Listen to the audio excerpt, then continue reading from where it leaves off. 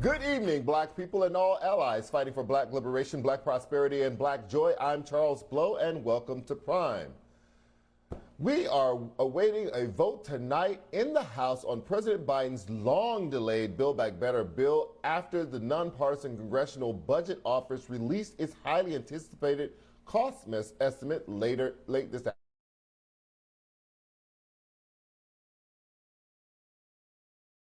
Still on the fence. House Minority Leader Kevin McCarthy has been talking now on the floor for more than an hour, and that has delayed the vote. The CBO estimates that the bill will add $367 billion to the deficit over the next decade, and total spending will equal about $1.6 trillion. That does not take into account revenue that may be generated by additional funding in the bill to crack down on wealthy tax cheats. In a separate tweet, the CBO said their estimates show the additional funding from tax enforcement could raise $207 billion in new revenue. That's about half the Treasury Department's estimate, which was about $400 billion. But even if the bill passes the House tonight, it still faces major hurdles in the Senate where all 50 Democrats must support it.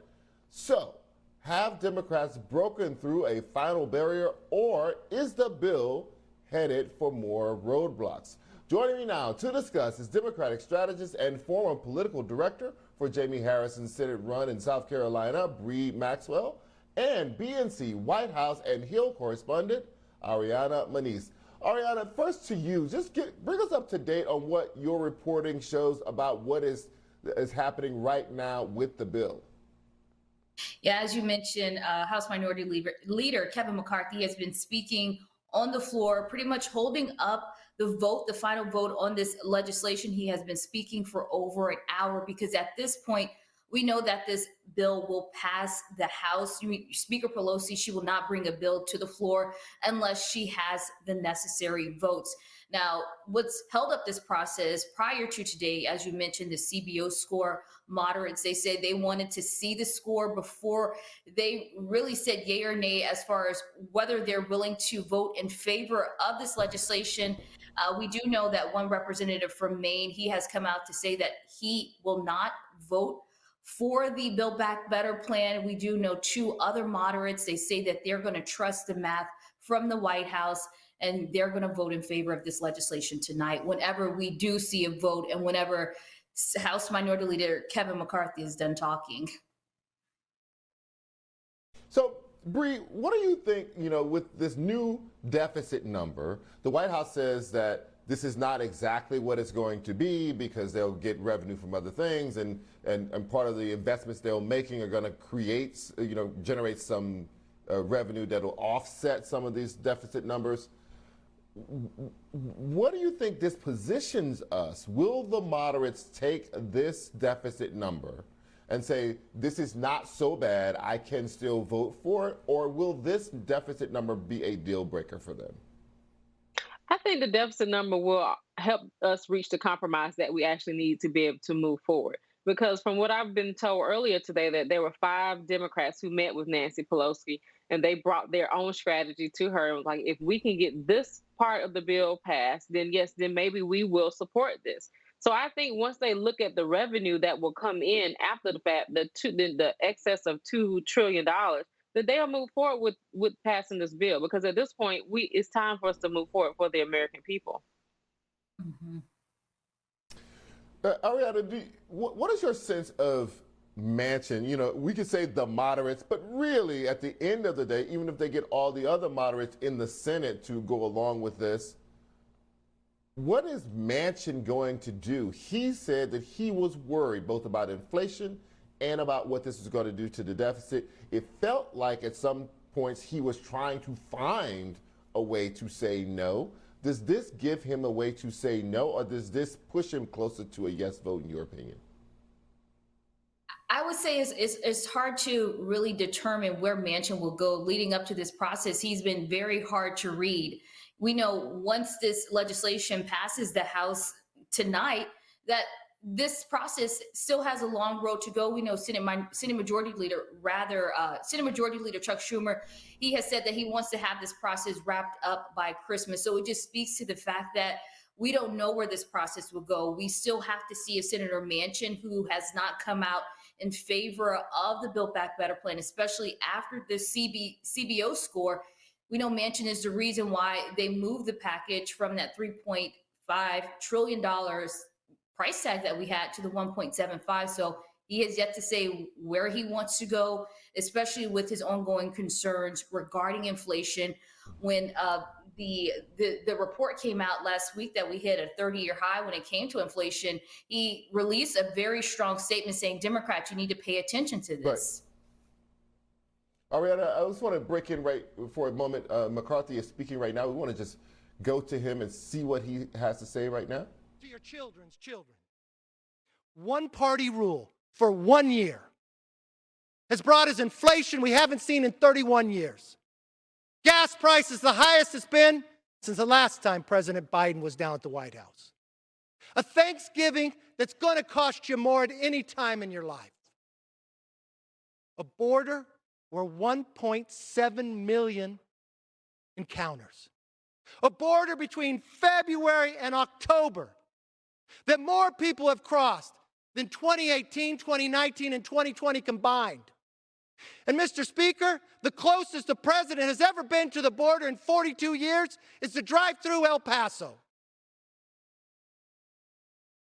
Mr. Speaker, a vice president who is the czar of the border. I just want to break in here for a moment. We're listening to Senate Minority Leader McCarthy right now. He's basically making a political speech, painting all the problems that the Democrats face going into 2020. He wants to be Speaker of the House. The Democrats are up against the clock and several clocks. They do not want to go into the holidays and not have another win under their belt. They're also up against the clock of 2022. 2022 elections are already underway. Republicans are already redrawing districts. People are already deciding which district they're going to run in because they've all been shuffled around.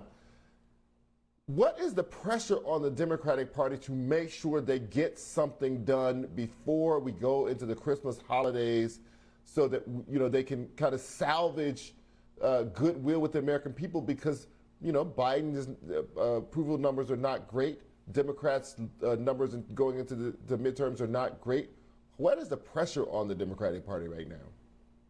The problem and the pressure right now is Manchin. He is the holdup of everything that we need to be able to get past right now. If Manchin would just be able to use the art of the compromise so we could be able to move forward, then I think we'll be able to get things done we need to get done. And they need to stop invoking fear about gas prices and about the border. The border has nothing to do with the Build Back Better plan. It has nothing to do with making sure that our children has affordable child care and that we have paid family leave. So at this point, Manchin needs to just be able to put his pride to the side and just invoke the art of compromise so we can move forward. Because right now, the holdup is him and the other centrist and moderate Democrats. We have to, like I keep saying, we have to think about the American people at this point.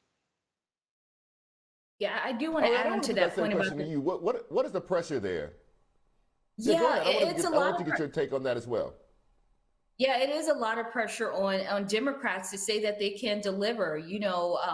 Once President Biden signed the infrastructure legislation on Monday, he did not waste any time selling that package. We saw him on Tuesday hit the road to New Hampshire, and on Wednesday he went to Detroit. So we're seeing them really want to be able to go to their constituents and show them, hey, we delivered the Build Back Better plan. We're delivering this infrastructure package as they get closer to the 2022 midterm elections, especially due to the fact that Democrats, they haven't been able to deliver on voting rights. BNC, we continue to cover that.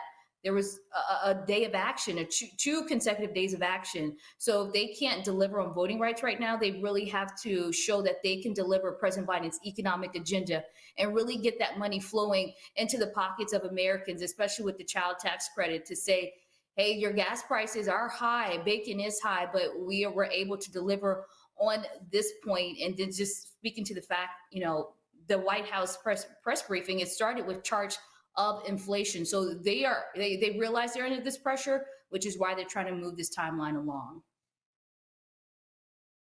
Bre, what do you make of the public dissatisfaction with the slowness of progress in D.C. at this point?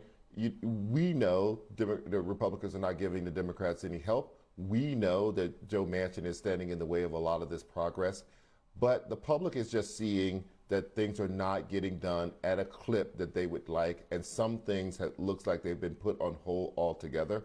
What do you make of the public reaction to the intransigence in Washington, D.C.? I think the public is getting frustrated because they feel as if we have voted Biden in, we have voted all these Democrats in. So what are you doing? What are you doing in DC? Why are you wasting our time? At this point, we should have voting rights legislation. At this point, we shouldn't be wasting our time bickering about this Build Back Better plan. This bill should be going into effect right now. So I think as we go into midterms, Democrats will have to change their messaging points. Democrats will have to figure out what can we do to make sure that we can improve Biden's approval numbers. Because at this point, people are getting very apathetic with the Biden administration. So I think at this point, we just have to figure out how can we all get on the same page to move forward. Bre Maxwell and Rarione Maniece, thank you both for joining me tonight. I really appreciate your time.